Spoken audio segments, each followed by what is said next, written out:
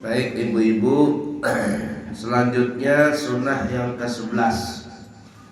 Kalau kita membaca Al-Quran baik di luar sholat, terlebih-lebih di dalam sholat, apabila kita membaca ayat tentang rahmat, dianjurkan kita minta rahmat Allah. Kalau kita membaca atau mendengar tentang ayat adab, maka kita berlindung kepada Allah dari adab tersebut. Begitulah Nabi kita Muhammad sallallahu alaihi wasallam mempraktekkannya ketika beliau membaca Al-Quran. Di sini contohnya ayatnya yudkhilu man yasha'u fi rahmatih. Allah memasukkan hambanya ke dalam surga dengan rahmatnya, dengan yang dikehendakinya. Kita itu sudah membaca Allahumma adkhilna fi rahmatik, atau Allahumma adkhilna jannata bi rahmatika. Yang sering imam membaca surah Al-Ghashiyah, lasta alaihim bimusaytirin illa man tawalla wa kafar fayu'adzibullahu al-'adzabal akbar. Itu ayat tentang adab. Biasanya imam dan makmum membaca na'udzubillahi min dzalik. Gitu ya. Fayu'adzibullahu al-'adzabal akbar inna ilaina iyabahum wa inna 'alaina hisabahum. Nah, itu ayat berkaitan dengan adab dan berkaitan dengan rahmat. Terakhir biasanya kita baca Allahumma hasibni hisaban yasira, atau yang lain Allahumma adkhilnal jannata bighairi hisab. Itu sunnah membaca doa seperti itu. Pertanyaannya, ibu-ibu pernah mempraktekkan gak itu? Nggak tahu ya. Kalau bapak-bapak itu sering, bapak-bapak kalau jemaah di masjid, terutama kalau hari Jumat itu imamnya membaca surah Al-Ghashiyah, itu makmumnya rame-rame baca itu. Lasta alaihim bimusaytirin illa man tawalla wa kafar fayu'adzibuhu Allahu al-'adzabal akbar. Imam dan makmum baca na'udzubillahi min dzalik, atau Allahumma ajirna min 'adzabik inna ilaina iyabahum thumma inna 'alaina hisabahum Allahumma adkhilnal jannata bighairi hisab. Nah, kalau Allahumma ajirna min 'adzabik itu artinya, ya Allah, aku berlindung kepadamu dari adab siksaan. Kalau yang terakhir Allahumma adkhilnal jannata bighairi hisab, artinya itu bahasa kitanya, ya Allah, masukkanlah aku ke dalam surgamu tanpa ditanya, tanpa dihisab. Itu sunnah membacanya. Tapi kalau mendengar ayat-ayat tadi, kita kalau ingin membacanya dengan lisan, wajib pakai bahasa. Halo, pakai bahasa. Dijawab biar ramai. Pakai bahasa dalam bahasa Indonesia, apalagi bahasa Banjar. Ya Allah, lu takutan masuk neraka, batal salatnya. Ya. Tapi kalau nggak bisa bahasa Arab, boleh nggak bahasa Indonesia? Boleh, tapi di dalam alam hati. Seperti itu. Nah ya, begitu juga yang biasanya surah At-Tin dibaca orang. Di akhir surah At-Tin, alaihissallahu bi ahkamil hakimin. Bukankah Allah yang paling bijaksana di antara yang bijaksana? Maka kita bilang, wa ana ala dzalika minasyahidin. Aku bersaksi bahwa Engkau wahai Allah adalah zat yang maha bijaksana. Itu sudah baca seperti itu. Nah ini kalau bapak-bapak yang berjamaah sering itu. Kalau ibu-ibu Pak, ya sama aja, boleh membaca tadi. Intinya apabila kita sendiri sholat atau berjamaah, imamnya membaca ayat nyaring, ada berkaitan dengan adab, kita sunnah berlindung kepada Allah dari adab. Kalau ayat berkaitan dengan rahmat atau dengan surga, kita minta juga kepada Allah agar masuk surga tanpa hisab. Minta rahmatnya Allah. Sunnah seperti itu. Baik membaca Al-Quran bukan dalam sholat atau membaca Al-Quran di dalam sholat. Mudah dipaham kira-kira? Ala kulli hal seperti itu ya. Lanjut.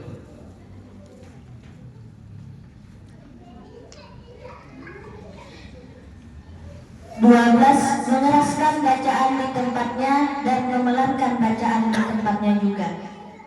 Sunnah mengeraskan suara di dalam 10 sholat, yaitu sholat subuh, Jumat, 2 rakaat pertamanya, sholat maghrib dan isya. Sholat 2 hari raya, istisqa, gerhana rembulan, tarawih, sholat witir di bulan Ramadan, dan 2 rakaat setelah tawaf yang dilakukan di malam hari. Bagi perempuan, sunnah mengeraskan suara di tempatnya jika tidak ada laki-laki yang bukan mahram. Hanya saja volumenya di bawah volume orang laki-laki. Nah, begitu ya. Kalau kita sholat, maka disunahkan kita bernyaring apabila sholat itu memang disunahkan untuk bernyaring. Dan kita disunahkan untuk membaca dengan suara pelan di sholat yang tidak dianjurkan suara bernyaring. Ini yang di suara pelan ya pelan kita. Nah para ulama mengatakan ada 10 sholat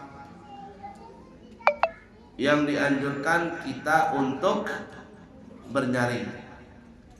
Ini baik sholat sendiri ataupun berjamaah. Nah, ini bagi laki-laki dulu ya, bagi laki-laki. Apa itu? Yang pertama 2 sholat rakaat subuh. 2 rakaat sholat subuh bernyaring. Walaupun sholat sendiri bernyaring. Apalagi berjamaah. Kalau berjamaah siapa yang nyaring? Imam. Kalau ibu-ibu Pak, boleh gak bernyaring? Boleh. Tapi satu, jikalau dia sholat sendiri yang tidak ada laki-laki yang bukan mahramnya, ya. 2, atau berjamaah sesama perempuan. Ini ya, sholat sendiri kah atau berjamaah sesama perempuan, imamnya menyaring. Namun syaratnya apa ya? Jangan suaranya terlalu keras, nyaring. Jangan kayak laki-laki, apalagi bermikrofon. Ya, suaranya di antara perempuan-perempuan saja. Seperti itu. Jangan menyaring, apalagi berlagu-lagu. Bismillahirrahmanirrahim. Allah Allah dari belakang. Nah, kalau perempuan sederhana saja. Nah ya. Kemudian apa lagi? Salat Jumat bagi laki-laki. Perempuan boleh nggak salat Jumat? Boleh. Kalau perempuan salat Jumat, apakah salat zuhur lagi?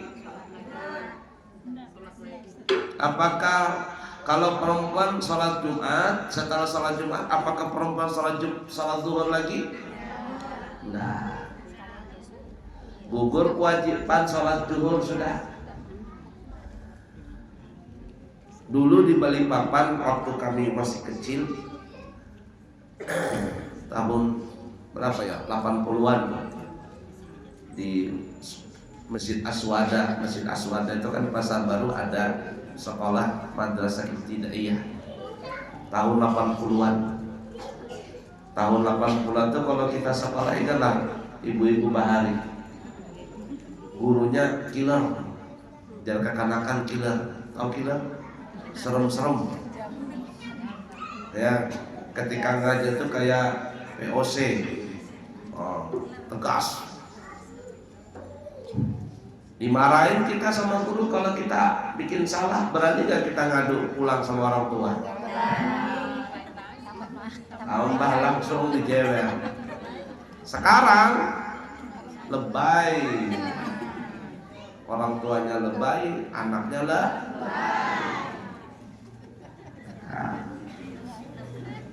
Nah kayak dulu, makanya beda anak-anak zaman sekarang tuh mentalnya beda, cengeng. Kalau zaman dulu tuh anak-anak kuat, nah, karena sekarang ini cengeng.